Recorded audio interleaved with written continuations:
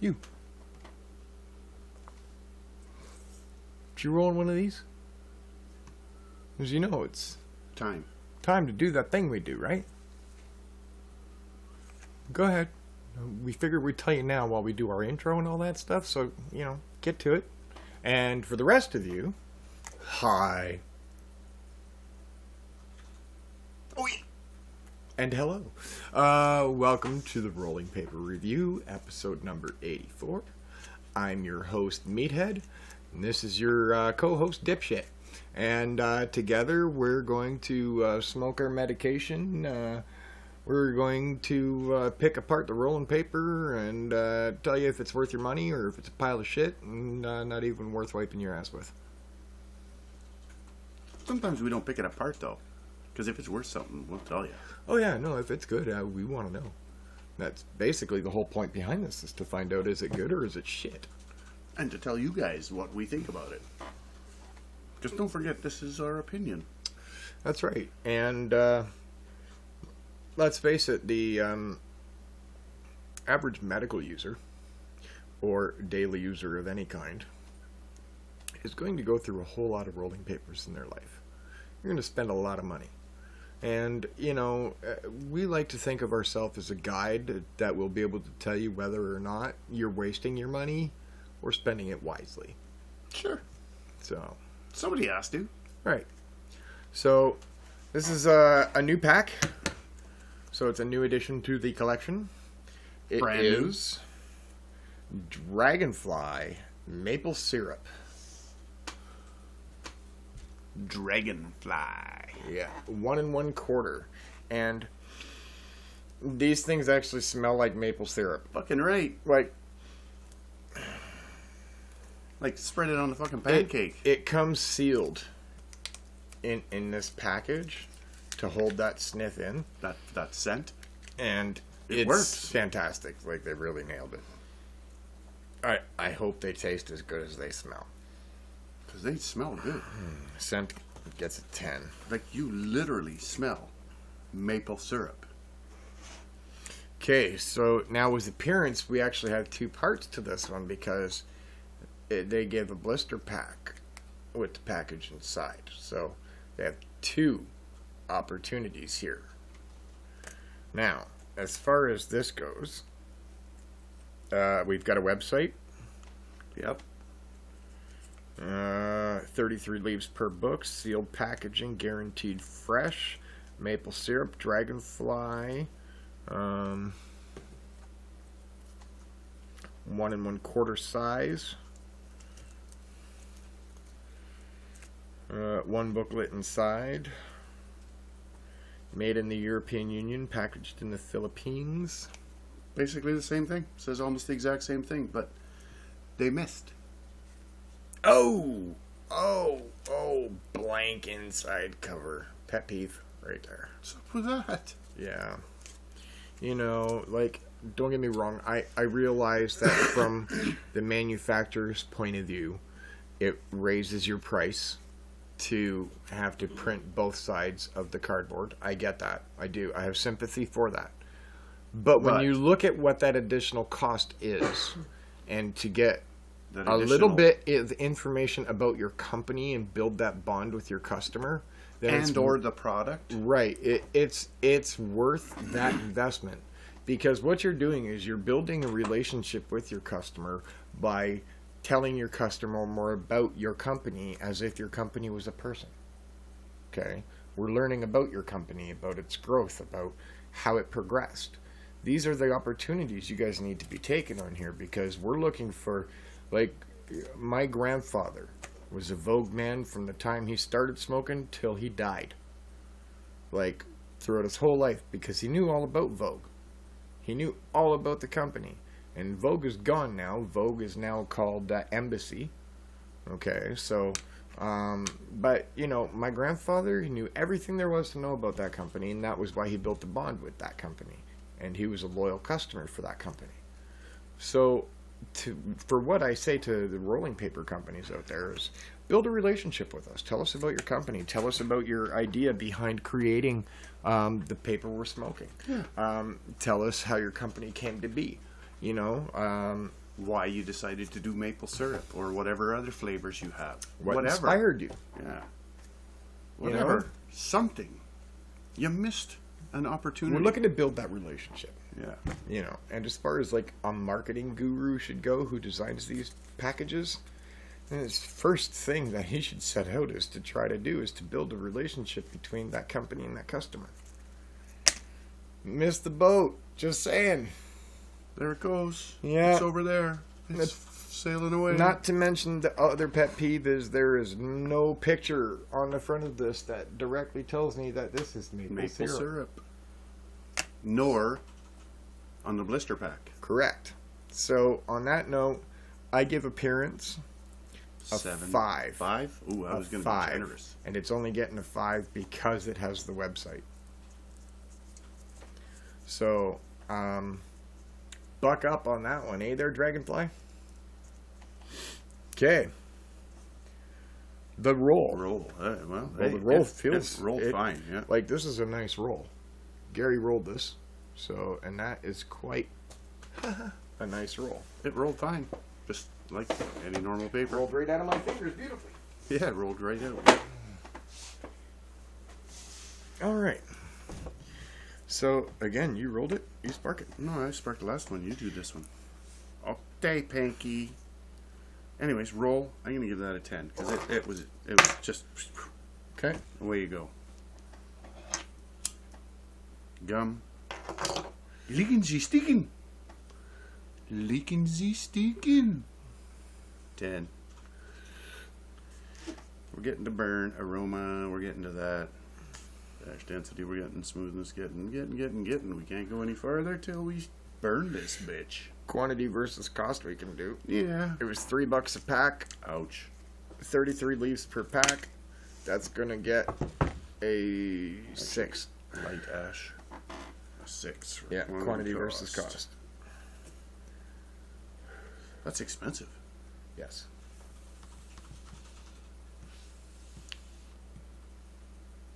They were overpriced in the retail outlet that I picked them up in because I know what they pay for a box.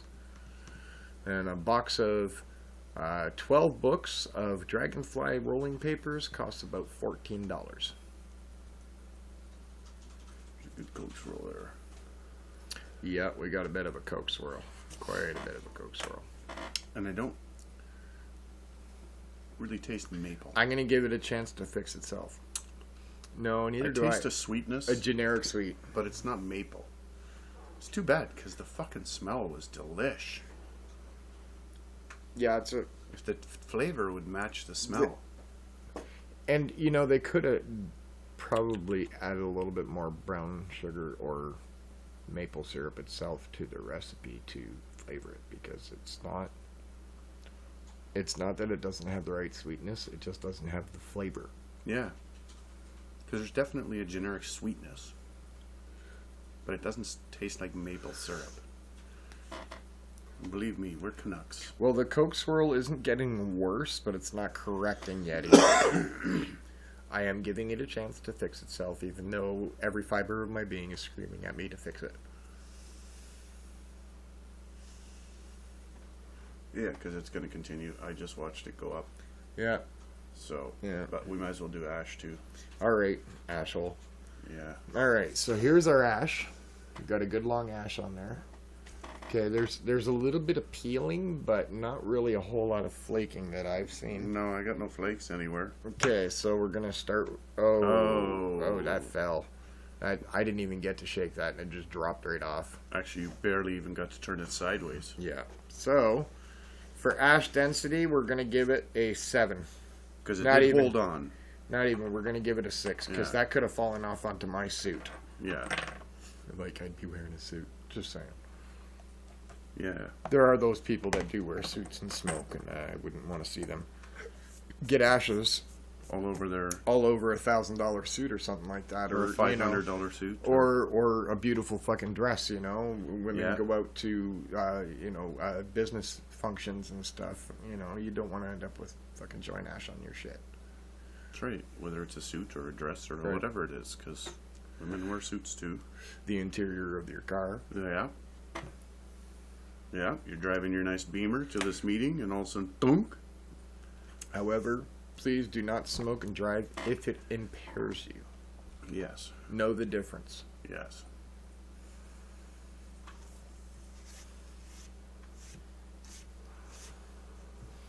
You know, marijuana and impairment, it's not about whether or not you've smoked it, it's about whether or not you have a tolerance built up towards it. So, that is the key difference. Yes.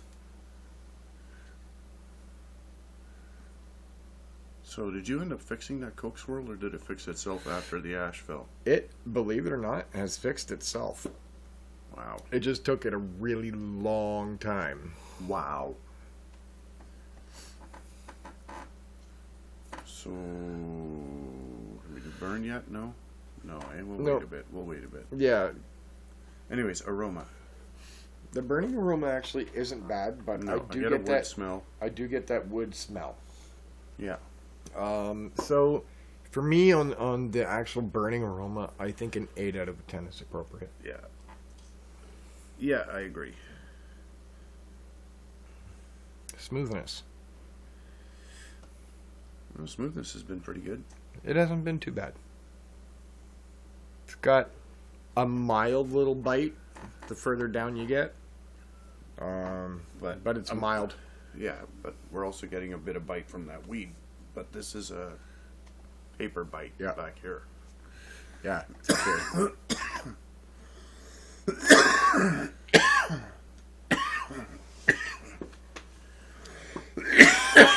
So what are we giving smoothness? 7? Yeah. Roach is out. 0. Yeah, but we've got burn yet. Yep. It's too bad, because these things, they smell delicious. Like, I'm telling you, they smell like maple syrup. You could throw it on some sausages or a pancake or something. It really does smell like it. It's too bad. When it comes to the burn, I'm going to give it a 7. It had a bad Coke swirl in it. It took a while, but it did self-correct. But it just, a good watermark should cause that to self-correct fairly quickly. This paper does have a traditional horizontal line watermark on it, but unfortunately it didn't seem to be able to pull it out.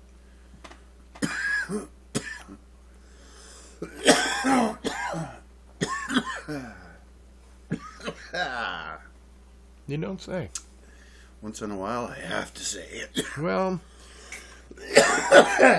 the bottom line with these ones is that we are on the fence. Oh, big time. Okay, we've got a 70 out of 100, which 70 is our cutoff line for our recommend, so we're right on the line. Me personally, I don't know. The store would have to have nothing else. I'm going to be honest, okay? If you're a collector, there's no need to grab a box of that flavor. Let's grab a book. Grab a book, maybe 2, you're good. You know what I mean? You don't really need to go out and break the bank on that one. No. If you're not a collector, straight up Juicy J's maple syrup is going to treat you much better. And, I'm not trying to take a jab at Dragonfly or anything like that. I'm just trying to say it like it is. And that's all that I'm doing here. So, to me, when you tear that package open and you smell that smell, it sets a high expectation, and the paper didn't match that expectation. No. I'm actually quite disappointed. And exactly, that creates a feeling of disappointment. So that's not what you want to do as a manufacturer. That's not how you build a bond or a relationship with your customer base. All right, so for us, basically, for the collector, grab yourself a book or two. Don't bother buying a box. And, you know, I actually have several different boxes of Dragonfly. I would not buy a box of these. I'd buy a couple packs and that's it. Yeah. So, there you have it, guys. 420 Nation. It kills it for episode number 84. And that was Dragonfly Maple Syrup 1 1/4.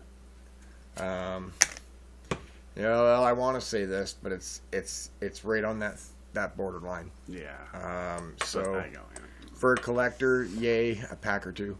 For the novice user, weekend warrior, occasional smoker, Don't bother. don't bother. Like I say, it's right on the line. Yeah. But, All right, guys. Thank you very much, 420 Nation. Thank you for rolling and smoking with us, and we will see you next time.